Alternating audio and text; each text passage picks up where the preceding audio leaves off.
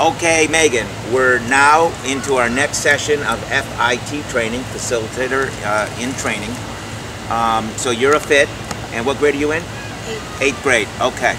Now, we're talking about inspections today. Overall, there's two types of inspections. Do you know what the two types of inspections are?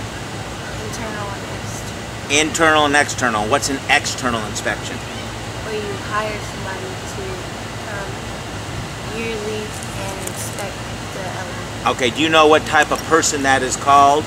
It's three initials. Okay, it's Professional Vendor Member, PVM.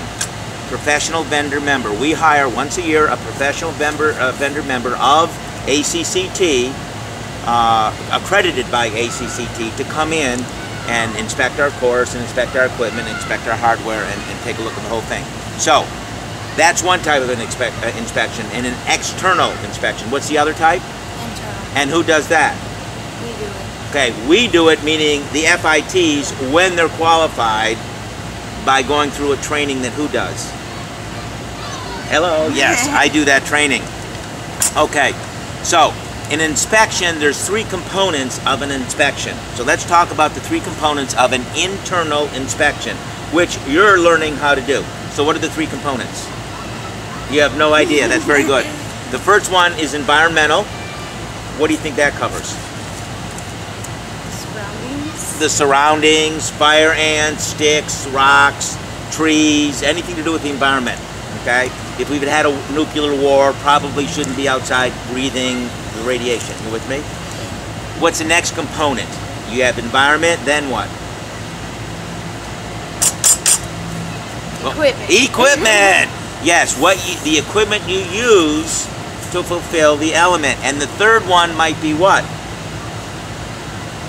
What hooks the equipment, say on our cargo net up there, what hooks that equipment onto the tree branch?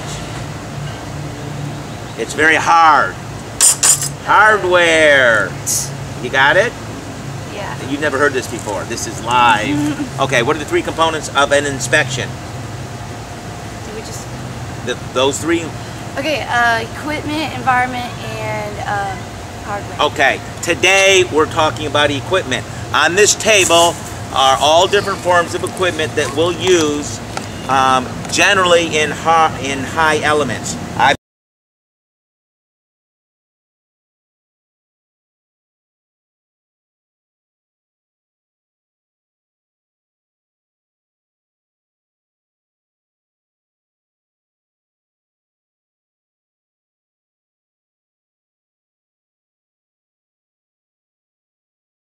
Okay, Megan, we're now talking about how to inspect equipment.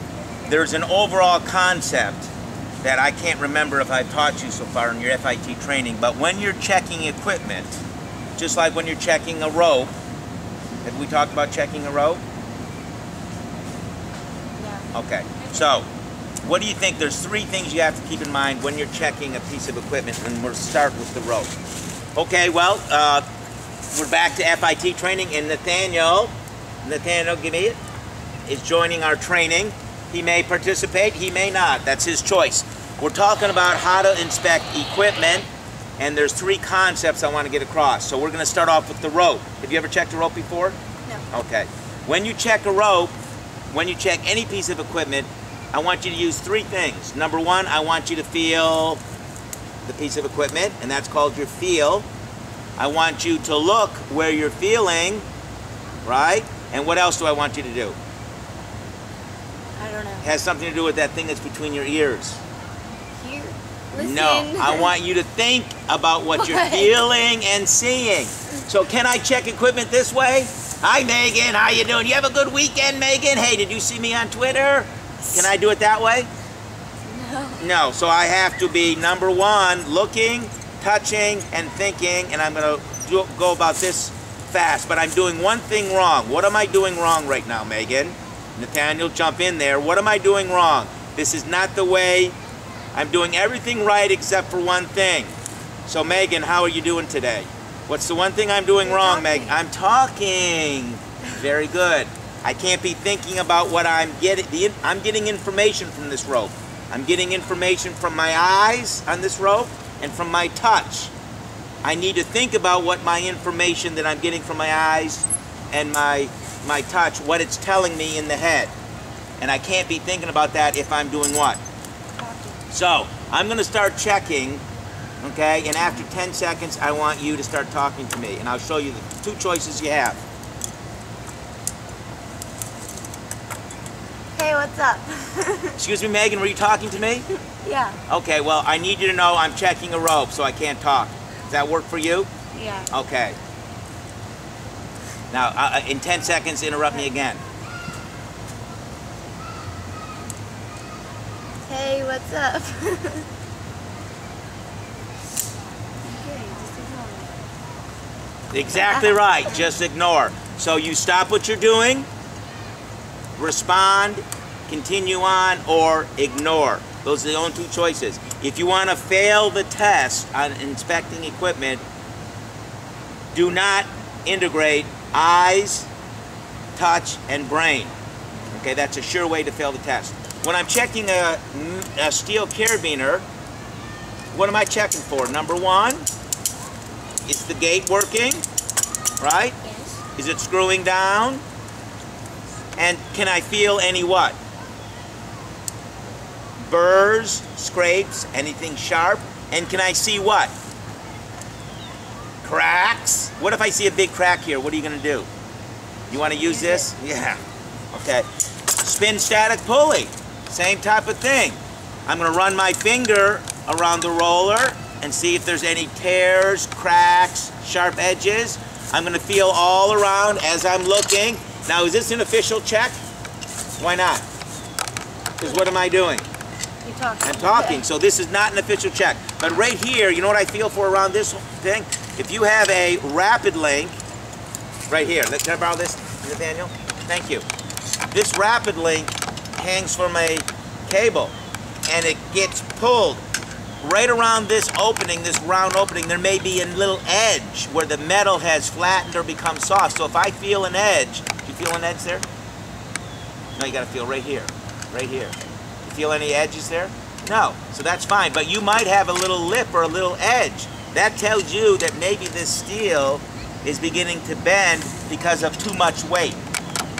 So in all your pulleys, you want to feel around the holes there. You feel everything. And what are you looking for? No cracks. Cracks. And what are you feeling for? Sharp edges, right? Okay.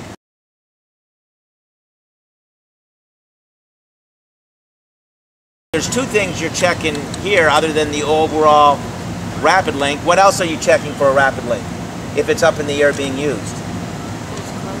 Closed, so it must be screwed Down. so I don't screw Up. So is it this way? Is it this way? Yeah. Or is it this way? It's the other way. Right, okay. And after a while you'll get to learn and you can look like this. Is this screwed down or screwed up? Screw down. Is this screwed down or screwed up? Screw down. Is this screwed down or screwed up? Screwed up. Aha! See that little ridge there? That can tell you if it's down or up. Okay, now the last thing I want to go over is checking a helmet, right? Same thing. You're feeling for cracks, you're looking for cracks, you're looking at your webbing to see that it's sewn correctly. Now there's one other check that you can do on a helmet. What can you do? Okay, you want to know? Yeah. Hold it up to the sun and look at it and then sort of squeeze it and bend it and see if you can notice anything, any cracks. Like you see this little crack here? Or is it just a little hairline? Oop, it's someone's piece of hair. Ew. Ooh, but it's not a crack, right? Okay, now with the harness, what do you do with your harness? Put it on. Well, you check it just like a rope, right? Looking at it and feeling it. But there's another part of the harness that you have to check.